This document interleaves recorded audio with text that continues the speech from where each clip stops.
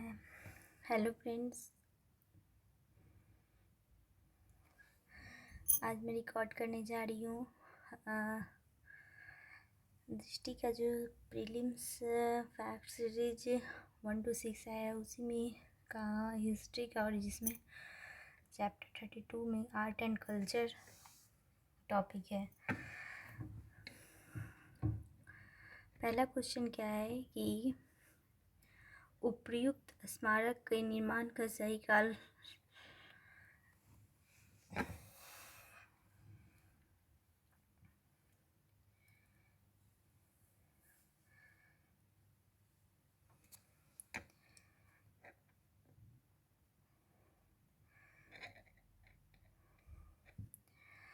सही काल कर तो ये ना सजाना है, ठीक है। तो इसमें क्या है ना, कुतुबुद्दीन ऐबक, तुगलकाबाद किला है, लोधी बाग गार्डन है, कुतुब मीनार, फतेहपुर सीकरी है।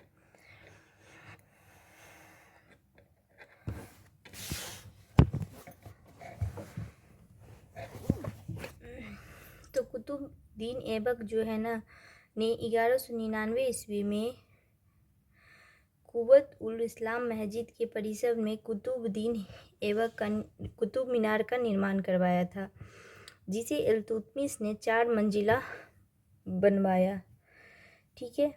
मतलब कि हाँ, तो ये था कि पहले ये जो तुगलकाबाद है, यानी कि जो कुतुबुद्दीन ऐबक ने 1199 ईस्वी में कुतुब उल इस्लाम मस्जिद के परिसर में कुतुब मीनार का निर्माण कराया था, जिसे इल्तुतमिश ने 4 मंजिला बनवाया, ठीक है। और ये वाला ना अभी JPSC का मैं एग्ज़ाम दी थी, उसमें ये क्वेश्चन पूछा था कि कुतुब उल इस्लाम मस्जिद कहाँ है तो दिल्ली में है, तो जिसे इल्तुतमिश ने 4 मंजिला बनवाया था, और ये लाल बलुआ पत्थर से निर्मित है, ठीक है। ये है कि ये जो है ये कुतुब मीनार के परिसर में ही है, पहली बात। और लाल बलुआ पत्थर की निर्मित से है, जिसकी ऊंचाई जो है वो कितनी है, 238 फीट में है। इसका निर्माण सूफी संत ख्वाजा कुतुबुद्दीन बख्तियार काकी की स्मृति में बनाया गया था। 1993 ईस्वी में विश्व विरासत सूची में इसे शामिल किया गया है, ठीक है। इसको क्या किया गया है, 1993 ईस्वी में विश्व विरासत की सूची में शामिल किया गया है। गयासुद्दीन तुगलक ने 1321 से किलेबंदी वाले तुगलकाबाद नगर का निर्माण कराया, जिसमें 52 द्वार थे, और इस किले की नींव और दीवारें बहुत मोटी है और अनगढ़ पत्थरों से बनी है। लोधी बाग सीधे बड़ा गुंबद 1494 ईस्वी में सिकंदर लोधी के शासनकाल में निर्मित स्थापत्य कला का उत्कृष्ट नमूना है, ठीक है। आगरा स्थित फतेहपुर सीकरी का निर्माण मुगल बादशाह अकबर ने 1571 से 1573 ईस्वी के मध्य कराया था, और फतेहपुर सीकरी 1572 ईस्वी से मुगल साम्राज्य की राजधानी। इसे वर्ष 1986 ईस्वी में विश्व विरासत की सूची में रखा गया है, ठीक है। तो इसका सही क्रम क्या हो जाएगा, पहले कुतुब मीनार बनाया है, उसके बाद तुगलकाबाद किला बनाया है, क्योंकि ये 1199, उसके बाद ये 1321 के पास है, लोधी बाग 1494 में बनाया है, और फतेहपुर सीकरी लास्ट में बनाया है, ठीक है।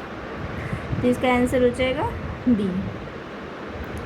एलिफेंटा द्वीप, ठीक है। एलिफेंटा द्वीप के बारे में निम्नलिखित में से कौन सा कथन सही है, तो ये एक विशाल हाथीनुमा संरचना वहाँ पाए जाने वाले ब्रिटिश द्वारा इसे यह नाम दिया गया था। इसमें एक विशाल गुफा है, विष्णु धर्मोत्तर पुराण में वर्णित विष्णु की एक भव्य नक्काशी के लिए सुविख्यात है। और D ऑप्शन क्या है कि यह पाशुपत संप्रदायपन से संबंध है। तो इसका आंसर क्या हो जाएगा एलिफेंटा द्वीप के बारे में, कि ये पाशुपत संप्रदाय से संबंधित है। एलिफेंटा द्वीप महाराष्ट्र में मुंबई से 3 किलोमीटर अरब सागर में स्थित है। 16वीं शताब्दी में पुर्तगालियों ने यहाँ बने पत्थर के हाथी के कारण इसे नाम क्या दिया, एलिफेंटा नाम दिया है। और इसमें एक विशाल गुफा मंदिर है जो भगवान शिव से संबंधित है। इसमें भगवान शिव की मूर्ति प्रतिमा सबसे आकर्षक है। यह पाशुपत संप्रदाय से संबंधित है। ठीक है। थर्ड क्वेश्चन क्या है कि गुप्तकालीन मंदिर स्थापत्य के बारे में कौन सही नहीं है। जब ऐसा क्वेश्चन एग्जाम में तो पहले आप नहीं पे ऐसे सर्किल कर ले ताकि आपको ध्यान रहे। कभी कभी ऐसा होता है कि सही हम और मेरी क्वेश्चन गलत हो जाती है। तो इसमें कह रहा है, पहला है कि गुप्तकालीन मंदिरों का प्रारंभ गर्भगृह के साथ हुआ जिसमें देव मूर्ति की स्थापना की बात की जाती थी।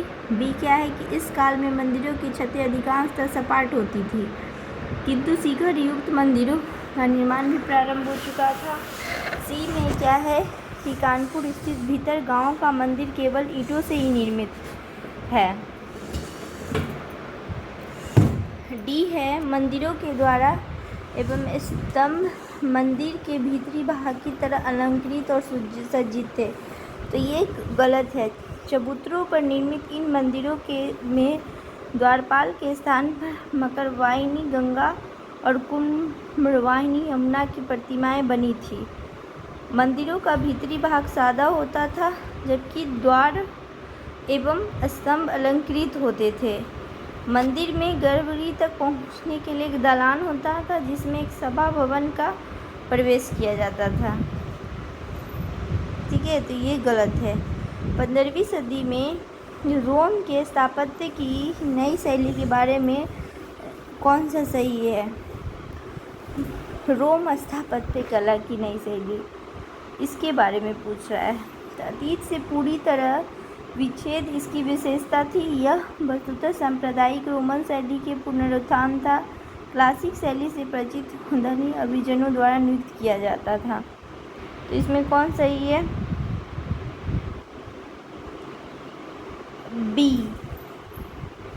बी में क्या कहता है कि 2 और 3 यानी कि यह वस्तुतः रोमन शैली के पुनरुत्थान से संबंधित था और क्लासिक शैली से परिचित वास्तुकार को धनी व्यापारी और अभिजनों द्वारा नियुक्त किया जाता था। अंग्रेजों ने भारत में जो स्थापत्य शैली अपनाई वह रोमन शैली के नाम से जाना जाता था। ठीक है, जो वो क्या हुआ, रोमन। नई दिल्ली का स्थापत्य इसका सर्वश्रेष्ठ उदाहरण है। दिल्ली को हिंदुस्तान का रोम कहते हैं। इसमें प्राचीन रूपांकनों को भरपूर इस्तेमाल किया जाता है। यह शैली तत्कालीन भारत में चल रही स्थापत्य शैली का संगम है। अपनी हाइब्रिड प्रकृति के कारण इसमें सादगी, आधुनिकता और उपयोगिता के साथ समझौता भी करना पड़ा है। इसकी क्लासिक शैली से परिचित वास्तुकार धनी व्यापारी और अभिजनों द्वारा नियुक्त किए जाते हैं।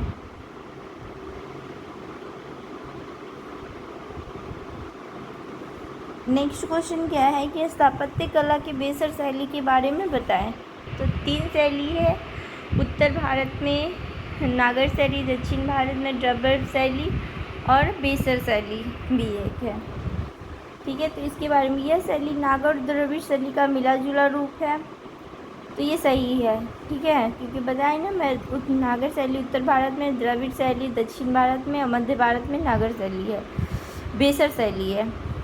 इस शैली के मंदिर ढांचा से लेकर दक्षिण के काबिल, तो दक्षिण में तो हो नहीं सकता क्योंकि दक्षिण में द्रविड़ है।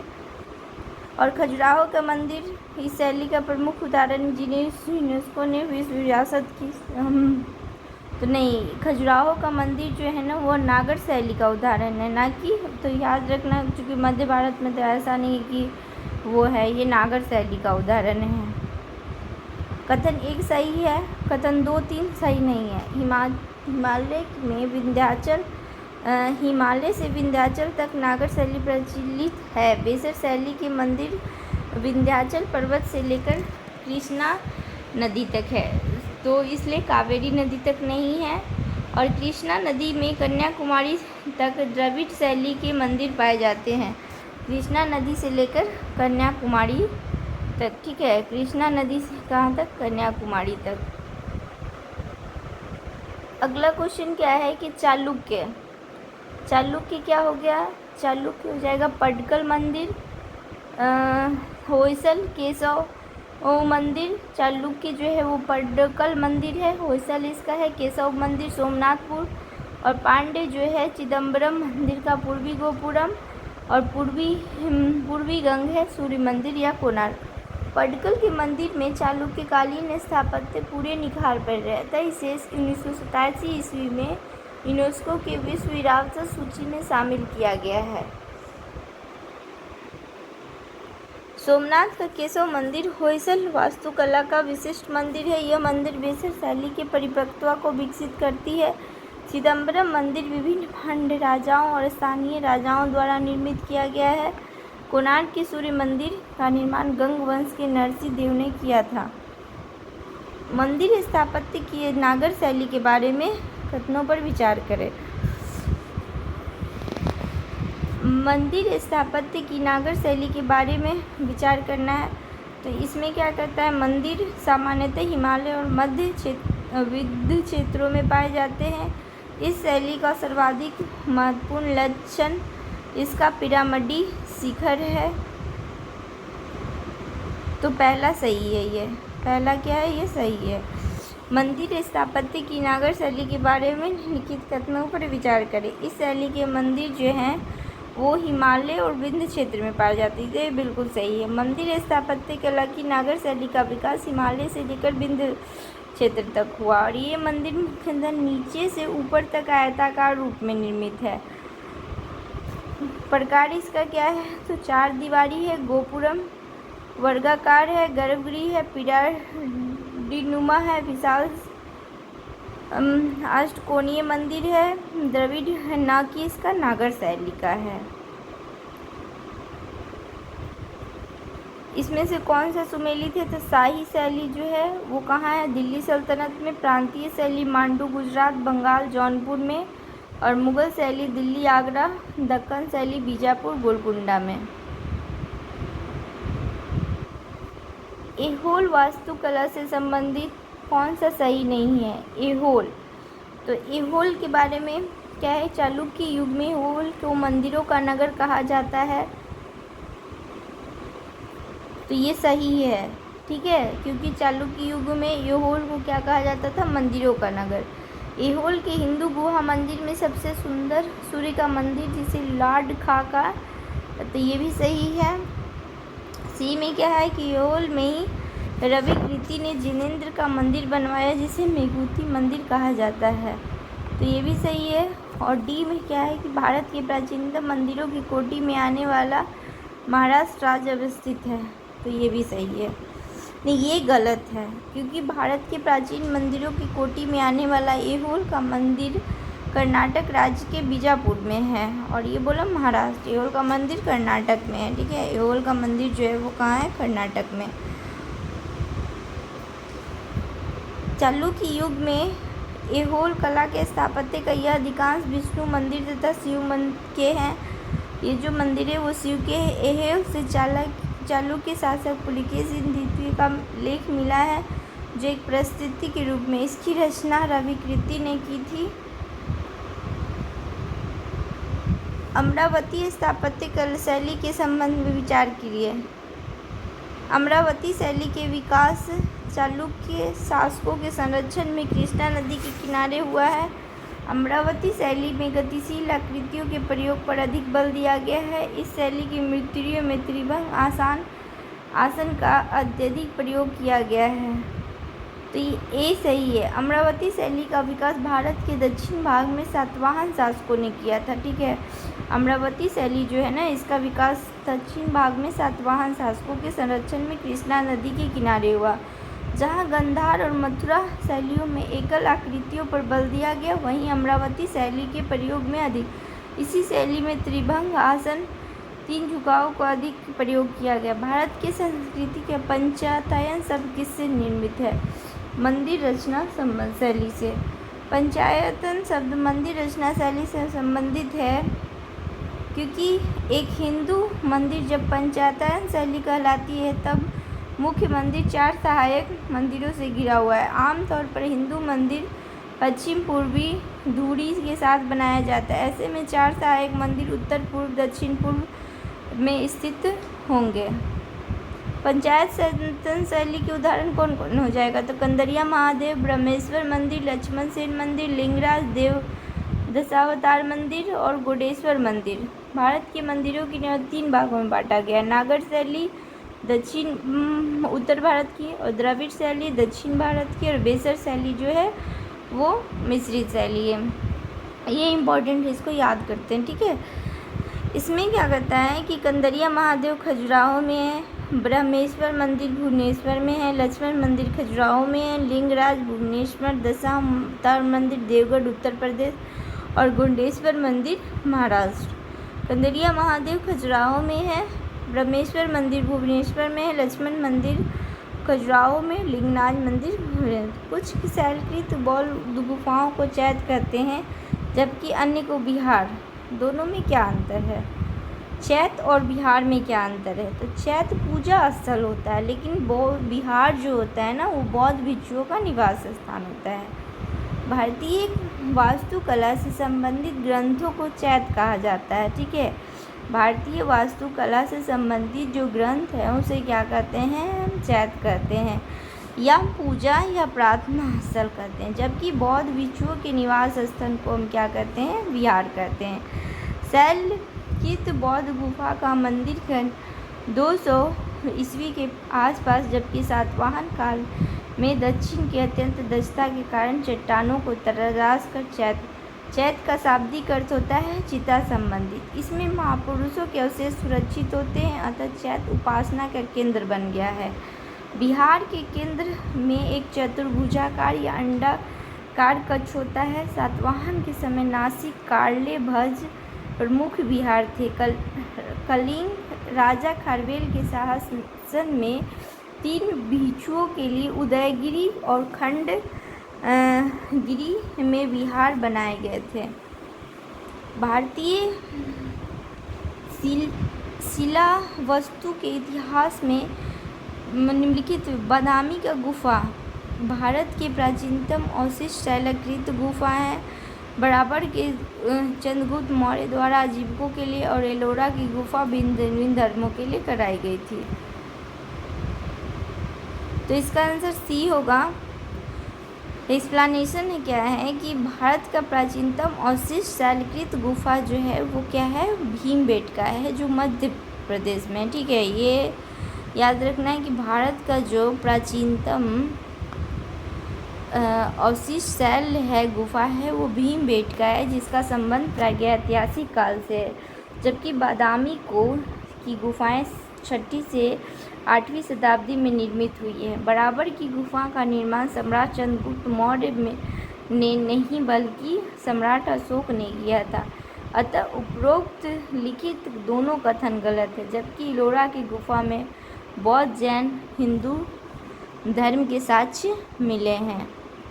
अतः ये बादामी की गुफा 6वीं से 8वीं शताब्दी के शासनकाल में निर्मित की गई थी। और भगवान बराबर की शैलकृत गुफाएं में 4 गुफाएं लोमस ऋषि, सुदामा गुफा, कर्ण चौपर, विश्व झापड़ी। इसका निर्माण मौर्य शासक अशोक ने करवाया था, जबकि अशोक के पुत्र दशरथ ने 3 गुफाएं नागार्जुन की गुफा, ये गुफाएं आजीविकों के। एलोरा की गुफा का निर्माण 7 से 12वीं शताब्दी के मध्य हुआ था और गुफा औरंगाबाद में स्थित है। एलोरा की 34 प्रसिद्ध शैलकृति है, जो 1 से 12 गुफा 13 से और जैनियों से संबंधित है। नागर, द्रविड़ और बेसर ये क्या है? शिल्प शास्त्र भौगोलिकरण के हिसाब से मंदिर निर्माण की 3 तरह की शैलियों को मान्यता मिला है: नागर, द्रविड़ और बेसर। नागर उत्तरी क्षेत्र, द्रविड़ दक्षिणी और बेसर जो है बिंद और कृष्णा। ये बहुत इम्पोर्टेंट है, मतलब बार बार आ रहा है ना। नागर शैली के मंदिर चौकोर रूप में होते हैं। इसी शैली में बने मंदिरों को उड़ीसा में कलिंग, गुजरात में लाट और हिमाचल क्षेत्र में पर्वतीय कहा गया है। द्रविड़ शैली के मंदिर कृष्णा नदी से कन्याकुमारी तक पाए जाते हैं। इन मंदिरों को निचला भाग वर्गाकार और मस्तक गुंबदाकार होता है, 6 या 8 पहलुओं वाला होता है। इन मंदिरों का निचला भाग वर्गाकार गर्भगृह के ऊपर सीधे पिरामिड के आकार का होता, उनमें अनेक मंजिलें पाई जाती हैं। गोपुरम और प्रांगण होते हैं और प्रदक्षिणा पथ कहलाता है। नागर और द्रविड़ शैली में मिले जुले बेसर शैली कहलाती है। यह राजाओं आधार से सिरे तक बेसर शैली का आकार अर्धगोला। इस शैली में मंदिर विंध्याचल पर्वत से लेकर कृष्णा नदी तक पाए जाते हैं। किस राजवंश ने कांची के कैलाश मंदिर का निर्माण किया था? तो पल्लव।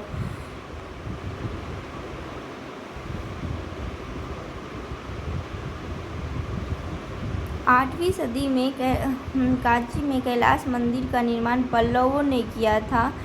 उल्लेखनीय है कि इस मंदिर का निर्माण 685 से 750 पल्लव वंश के नरसिंहवर्मन द्वितीय ने करवाया था। पडक्कल के मंदिर के संदर्भ में पापनाथ मंदिर की लंबाई 30 मीटर और इसका बुर्ज उत्तर भारतीय शैली से बना है। ये छोटा और नीचा है। विरूपाक्ष मंदिर दक्षिण भारतीय शैली से बना है। इसका शिखर बहुत ही ऊंचा है, आयताकार और कई मंजिल। इसका दीवार रामायण के दृश्य। प्राचीन गोपुरम निम्नलिखित में से स्थित है। गोपुरम क्या था? तो मंदिर का द्वार। प्राचीन भारत में तो गोपुरम प्रवेश द्वार को कहा जाता है। गोपुरम एक आयताकार चतुष्कोण है जो कभी कभी चौकोरे होते हैं। गोपुरम दक्षिण भारत के मंदिरों से संबंधित है। गोपुरम बौद्ध प्रवेश की उत्पत्ति पर संबंधित है, जैसे सांची के स्तूप और भरूच स्तूप में तोरण द्वार। स्तूपों के चबूतरे को मेधी कहते हैं। इस स्तूप का मुख्य भाग आधारित होता है। कंबोज साम्राज्य की मंदिर शैली के संबंध में बताएं। कंबोज शासकों ने कंबोडिया और अनानास तक अपना प्रभुत्व स्थापित किया था।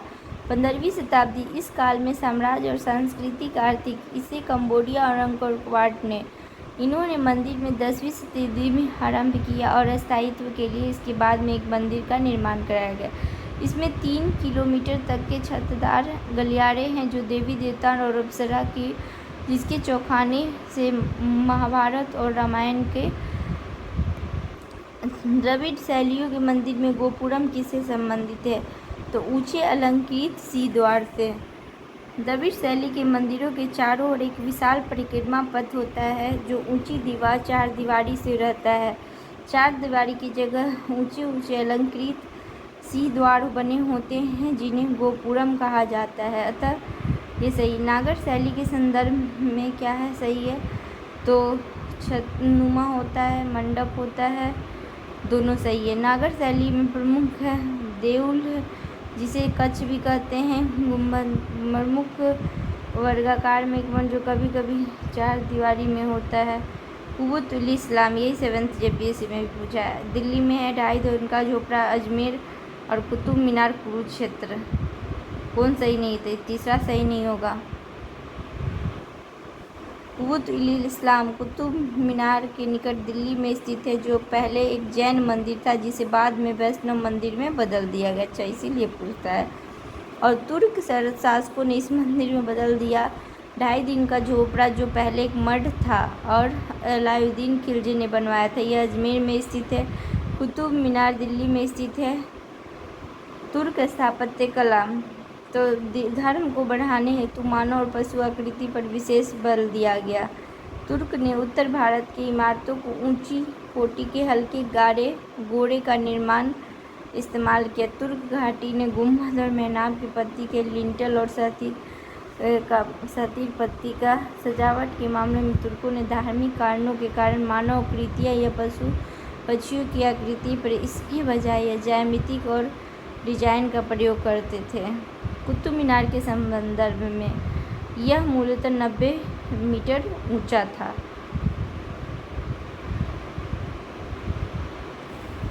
तेरहवीं सदी में तुर्क शासकों ने दिल्ली के प्रसिद्ध सूफी संत बख्तियार काकी की स्मृति में कुतुब मीनार का निर्माण कराया है। सजावट को ध्यान में रखते हुए लाल और सफ़ेद बलुई पत्थर, संगमरमर और डिजाइन यह मीनार 71.4 मीटर ऊंची थी। अलाई दरवाज़ा में एक गुंबद भी है जो वैज्ञानिक पद्धति से बनाया गया था और तुगलक साहित्य की एक प्रमुख विशेषता ढालू दीवार है।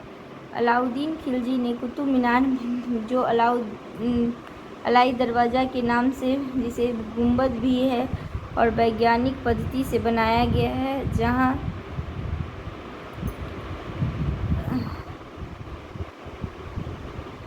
चार मीनार यह हैदराबाद में है। इसकी मुख्य सुंदरता चार निशात बाग, लाहौर, शालीमार कश्मीर, निशात बाग कश्मीर, शालीमार लाहौर, और पिंजौर जो है पंजाब, पिंजौर बाग निशात बाग कश्मीर में और शालीमार बाग लाहौर में है। किस मुगल शासक ने आगरे का लाल किला का निर्माण कराया था? अकबर। आगरा स्थित लाल किला अकबर द्वारा बनाया गया है। यह लाल बलुआ पत्थर से निर्मित है। शाहजहां ने दिल्ली में लाल किला का बुलंद दरवाज़ा के कथन में कौन सा सही है? तो अकबर ने गुजरात विजय के बाद 1602 ईस्वी में फतेहपुर सीकरी में इसका निर्माण कराया था। बुलंद दरवाज़ा में जिस शैली का प्रयोग किया गया है उसे अर्ध गुंबदीय दरवाज़ा भी कहते हैं। इस दरवाजे में प्रयुक्त शैली के ईरान है, जो बाद में एक खास विशेषता। दिल्ली स्थित मोती मस्जिद का निर्माण किस मुगल बादशाह ने करवाया था? औरंगजेब। पितरादुरा क्या है? तो संगमरमर की अलंकृत सजावटी की विधि। बुल्ली बनी है चलन पितरादुरा कहते हैं। शाहजहां ने इसका प्रयोग ताजमहल में किया था।